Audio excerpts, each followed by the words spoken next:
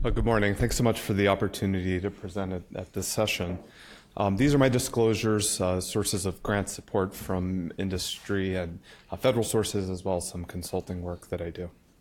So this is my outline for my talk for the next 20 minutes or so. I'll start off by providing a brief overview of what we know about opioid use following cesarean and vaginal delivery in the US, and we'll touch a bit on what's known about the use of opioids in other countries. I'll then talk about patterns of opioid use, particularly patterns of opioid consumption after cesarean delivery, and how that relates to some of the intermediate outcomes that are described in the framework. We'll talk about some of the data that underlie the long-term impact of opioid exposure following delivery, issues around persistent use. I'll talk about some of the strategies that have been described to improve opioid prescribing after delivery. I'll then provide some reflections on the framework as they apply to the prescribing of opioids following cesarean and vaginal delivery, and some of what I see as the challenges in developing the evidence framework or the evidence base for guidelines based on the framework in this clinical context. So this is an important area because delivery is the most common indication for hospitalization in the US. There are 2.6 million vaginal deliveries each year, 1.2 million C-sections, such that cesarean section is the most common inpatient surgical procedure performed in the US.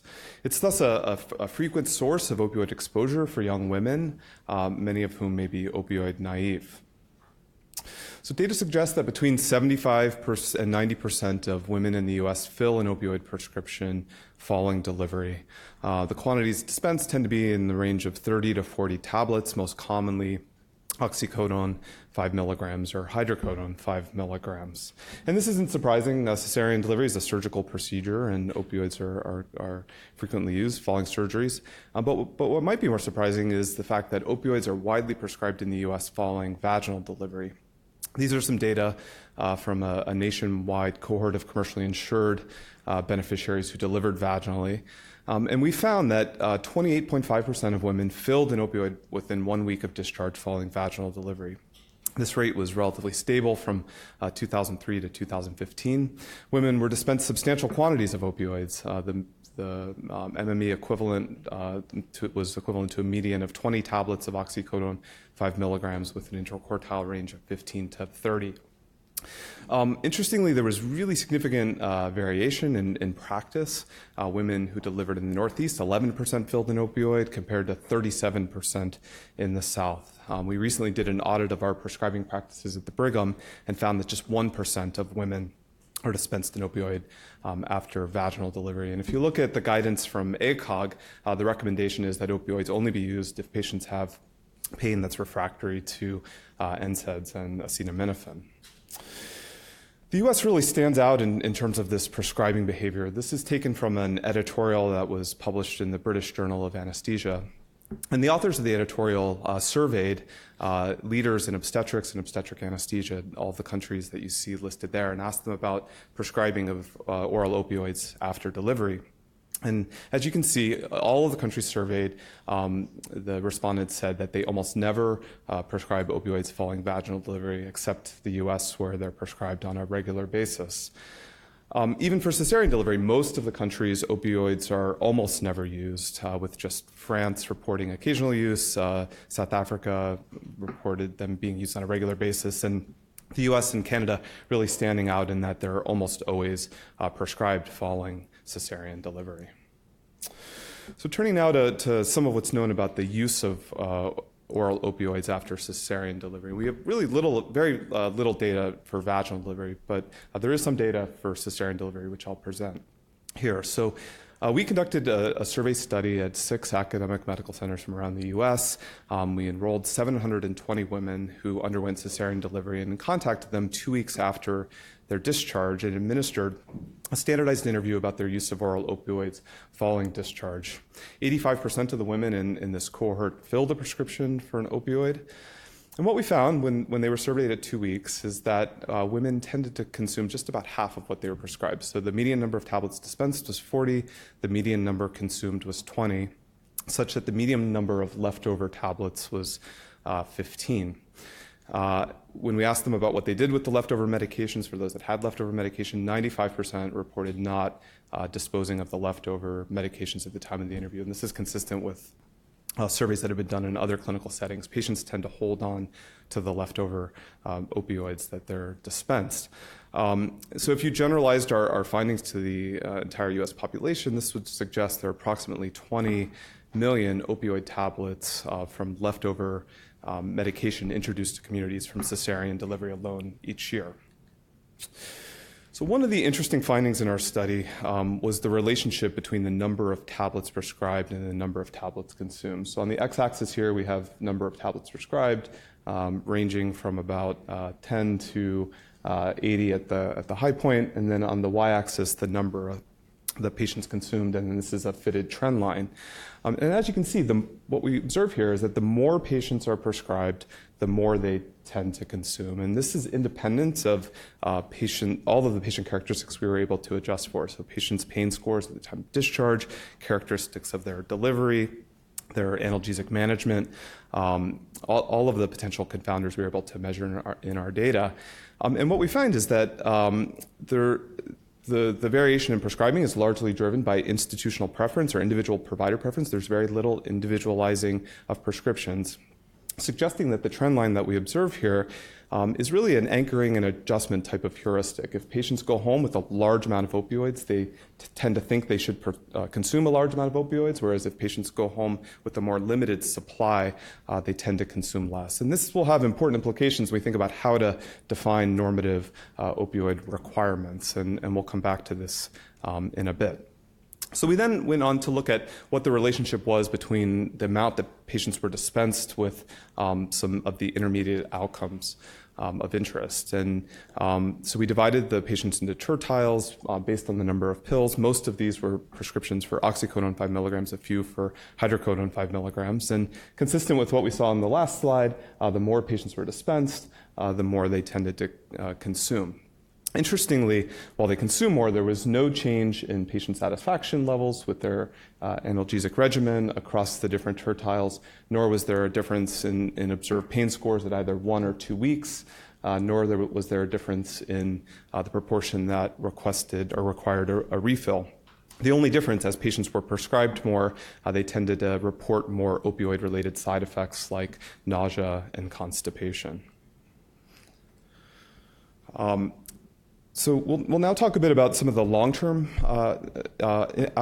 outcomes associated with opioid exposure after delivery.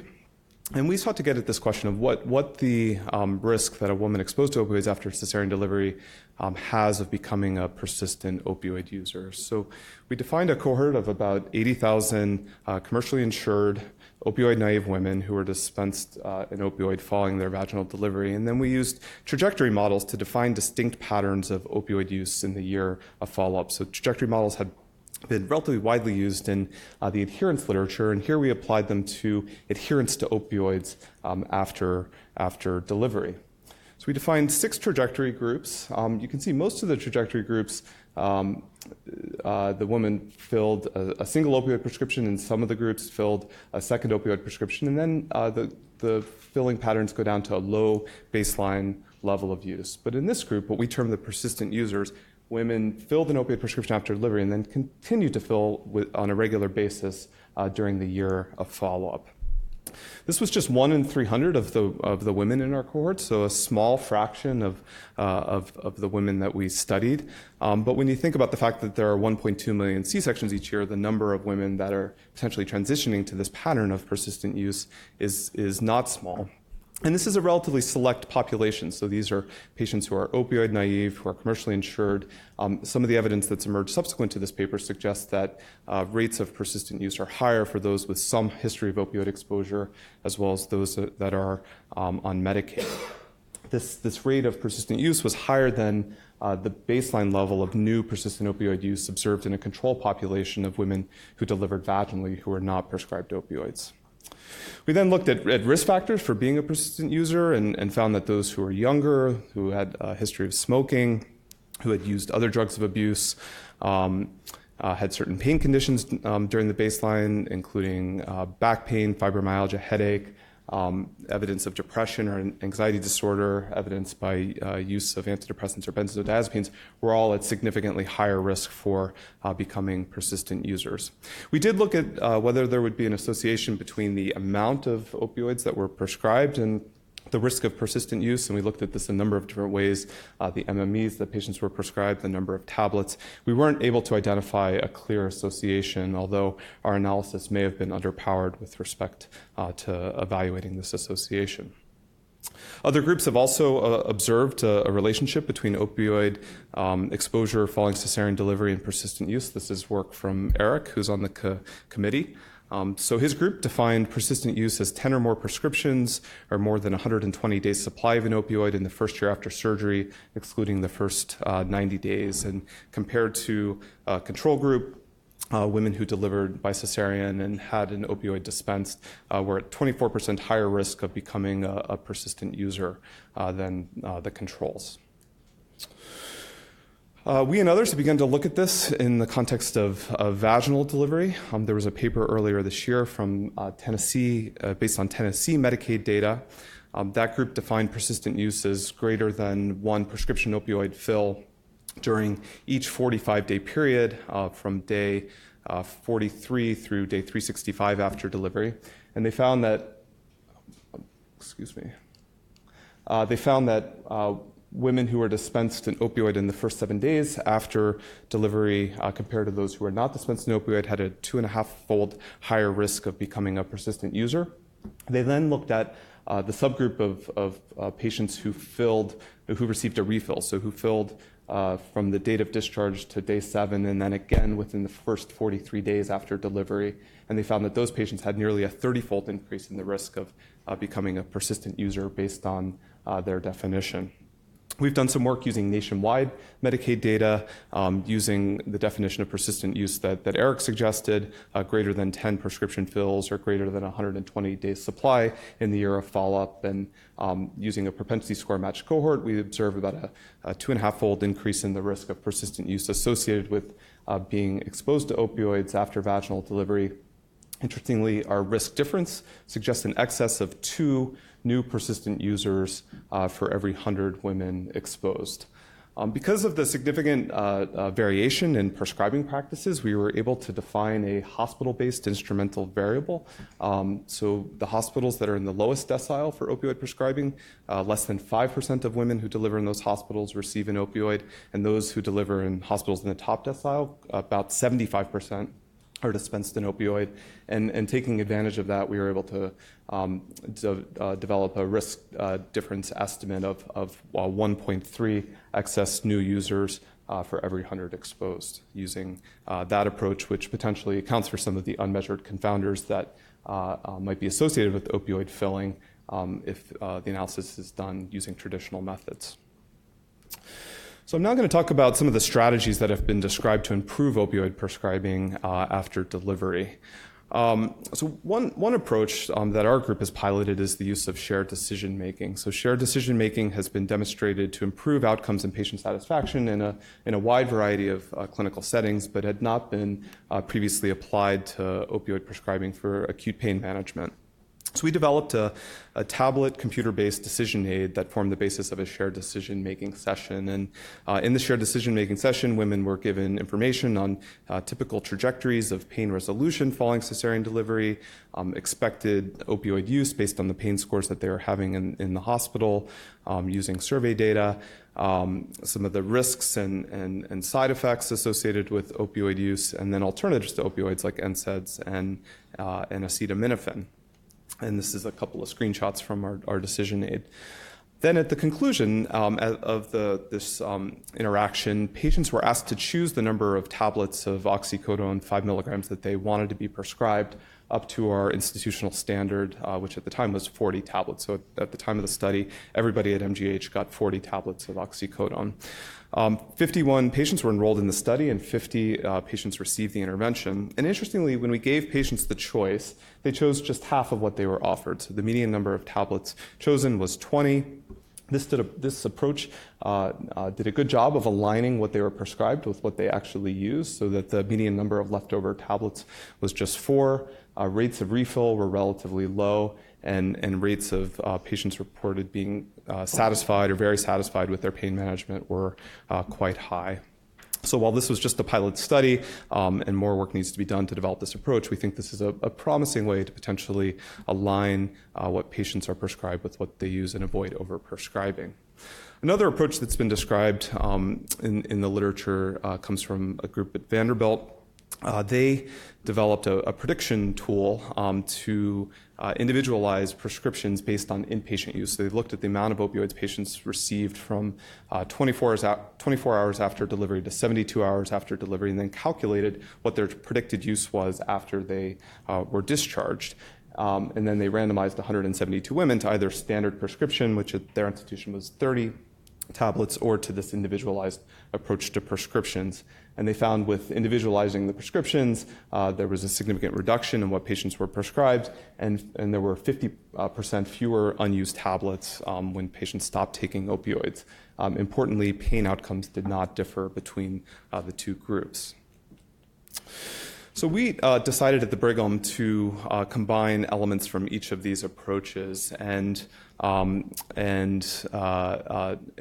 put together a quality improvement initiative around opioid prescribing after cesarean delivery.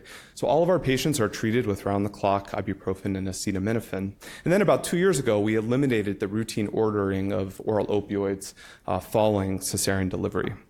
If patients had significant pain despite the ibuprofen and acetaminophen, the recommendation was that the responding clinician order just a short course of opioids while the patient was in hospital, so no more than 5